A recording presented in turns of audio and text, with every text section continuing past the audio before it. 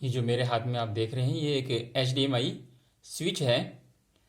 ये हमें जब काम आता है, अगर हमारा जो डिस्प्ले सोर्स है, मान लेते हैं हमारे पास में एक टीवी है या कोई भी और कोई डिस्प्ले है, HDMI पोर्ट जिसमें लगा हुआ है वो सिंगल ही है, हमारे पास में एक ही पोर्ट है या एक से ज़्यादा पोर्ट थे, किसी कारण से वो ख़राब हो गए हैं और इस समय हमारे पास सिर्फ एक ही जो है HDMI पोर्ट बचा हुआ है। तो ऐसे केस में और हमें ज़्यादा उसमें चीज़ें चलानी है, मान लो हमें जो है सोनी प्ले स्टेशन चलाना है या एक्सबॉक्स चलाना है, उसी से ही उसी एक ही पोर्ट को यूज़ करके हमें जो है टाटा स्काई या कोई केबल कनेक्शन भी चलाना है, हमें फायर स्टिक भी चलानी है। मतलब कई सारे इनपुट है और आउटपुट सोर्स हमारा एक ही है जो टीवी है हमारा। तो उस कंडीशन में हमें क्या कैसे करना होगा, और कोई अवेलेबल है नहीं उनमें लगाने के लिए पोर्ट अगर हमारे पास में, तो ऐसे केस में जो हमारे ये स्विच जो आप देख रहे हैं ये काम आता है हमें। तो मैं आपको दिखाता हूँ, ये देखिए इसमें लिखा हुआ है HDMI स्विच 3 to 1। 3 to मतलब इसमें हमारे पास में ये तीन, ये आप देख रहे हैं तीन जो है HDMI जो है इनपुट है, यानी मैं तीन अलग अलग डिवाइसेस जो है कनेक्ट कर सकता हूँ सिंगल HDMI पोर्ट से। जो हमारा आउटपुट होगा उसका जो टीवी में जाएगा, यहाँ मैं इनपुट दे सकता हूँ। मान लेते फायर स्टिक लगा लिया, एक में मैंने केबल कनेक्शन लगा लिया और दूसरे में मैंने कोई प्ले स्टेशन लगा लिया। कोई भी तीन मतलब इनपुट सोर्सेज में इसमें कनेक्ट कर सकता हूँ अलग अलग, ठीक है। और इस तरफ इसके जो अपोजिट, यहाँ पे अपोजिट साइड है, यहाँ पे आउटपुट है, देखिए ये कनेक्शन हमारा जाएगा टीवी के अंदर, डिस्प्ले के अंदर, ये वहाँ कनेक्ट हो जाता है। और जो जो चीज़ें उस टीवी में हमें शो करनी है या चलानी है, जो डिवाइसेस, वो हम यहाँ कनेक्ट कर लेते हैं उसको। अब हमें कैसे करना है, कौन सा कनेक्शन हमें चलाना है किस समय, तो देखिए यहाँ पर लिखा हुआ है इनपुट 1, इनपुट 2, इनपुट 3, है ना। Input 1, input 2 and input 3।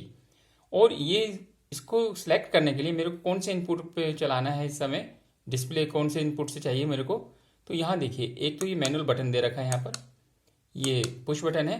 जैसे ही हम एक बार दबाएंगे तो ये जैसे इनपुट 1 पे आ गया, दोबारा दबाएंगे इनपुट 2 पे, ये लाइट जल जाएगी, है ना। एलईडीज लगी हुई है एक्चुअल में, देखिए ये सब एलईडी, जब मैं अभी इसको आपको कनेक्ट करके दिखाऊंगा टीवी में, ये सब इसमें एलईडीज लगी हुई है। तो यहाँ से इसको दबाने से ये इनपुट इससे चेंज हो जाते हैं। अगर इनपुट 1 पे होगा तो इनपुट 1 पर जो भी डिवाइस लगा होगा वो टीवी से कनेक्ट हो जाएगा। जब हम इसको दोबारा दबाएंगे इनपुट 2 पे जो डिवाइस लगा होगा वो टीवी से कनेक्ट होएगा। इस तरह से हम जो है कर सकते हैं इसको। और भी इसमें पोर्ट है, ये तो हो गया इसके इनपुट और ये हो गया आउटपुट जो टीवी से कनेक्ट होना है। देखिए इसके साथ में हमारे को एक, आप देखिए एक 5 DC 5 वोल्ट लिखा हुआ है। तो अगर हमारा जो इनपुट और आउटपुट सोर्स है उससे इसको सफिशेंट वोल्टेज नहीं आ रही है, पूरी वोल्ट नहीं मिल पा रही है, इसको स्विच काम नहीं कर रहा है, तो उस केस में हमें इसको एक्सटर्नल जो है बैटरी देनी पड़ती है।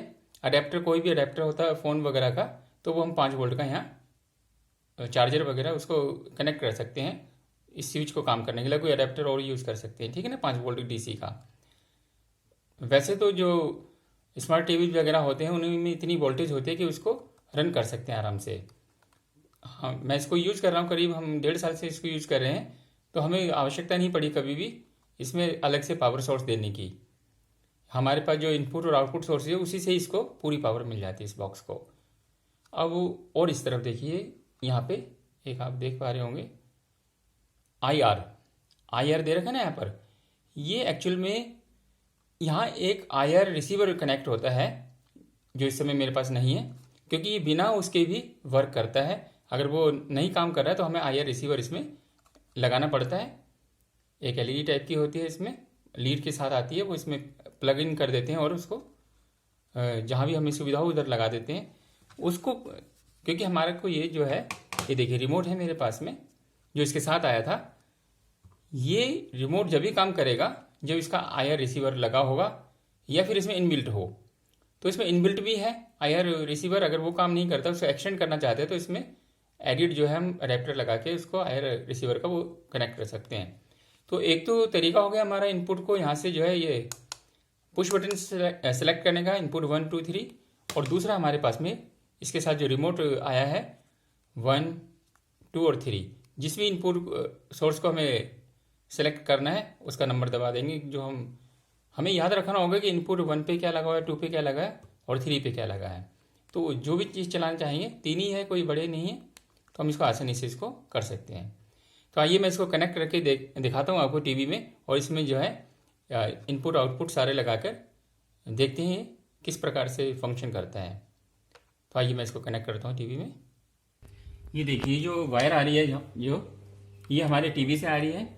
हमारे इस टीवी के दो HDMI पोर्ट जो है वो खराब है, सिर्फ HDMI 3 जो है वो इसमें वर्किंग कर रहा है, तीसरा पोर्ट, तो इसलिए हमें इसकी स्विच की जरूरत पड़ी। ये हमारे टीवी से HDMI 3 से लीड आ रही है, इसको हम क्या करते हैं, इसके जो है ये देखिए जो आउटपुट है इसमें लगा देते हैं। तो ये टीवी का जो हमारा पोर्ट था वो हमने यहाँ लगा दिया। और फिर इनपुट के लिए मेरे पास में जो है एक तो ये वायर है जो हमारी टाटा स्काई से आ रही है, ये टाटा स्काई सेटअप बॉक्स से आ रही है, तो मैं इसको इनपुट मान लेता हूँ, इनपुट 1 पे लगा देता हूँ इसको। ये मेरा यहाँ देखिए जो है इसको मैंने इनपुट 1 पे लगा दिया। देखिए लाइट ब्लिंक हुई थी अभी, लेकिन अभी भी ये लाइट नहीं जल रही है, मतलब अभी मेरे को एक और लगाना पड़ेगा। ये मेरे पास में फायर स्टिक है, ठीक है। इसको भी मैं क्या करता हूँ, इसको क्योंकि यहाँ इसमें लगाने को जगह नहीं है तो मैं इसको इनपुट 3 पे लगा देता हूँ। देखिए इसको लगाते ही अब ये लाइट जल गई है और हमारा ये अब बॉक्स से फंक्शनिंग करने लग गया पूरी तरीके से। तो मैंने जो बताया था आपको, ये जो DC 5 वोल्ट है इसको हमें सप्लाई देने की जरूरत नहीं पड़ी है। इसने जो हमारा फायर स्टिक और ये जो इनपुट आउटपुट है इसने ही इसको सफिशिएंट वोल्टेज दे दी है और ये हमारा आराम से फंक्शन कर रहा है।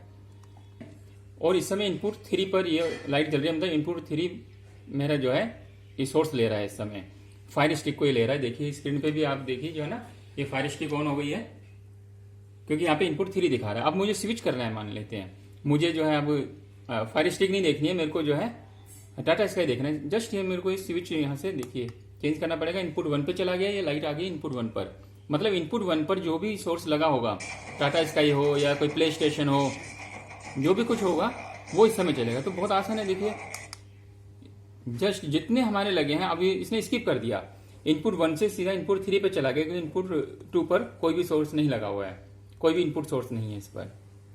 तो इसलिए बड़ा हमारे काम आ जाता है। देखिए बड़ी आसानी से स्विच हो जाता है एक दूसरे पर, बहुत ज़्यादा समय भी नहीं ले रहा है स्विच होने में।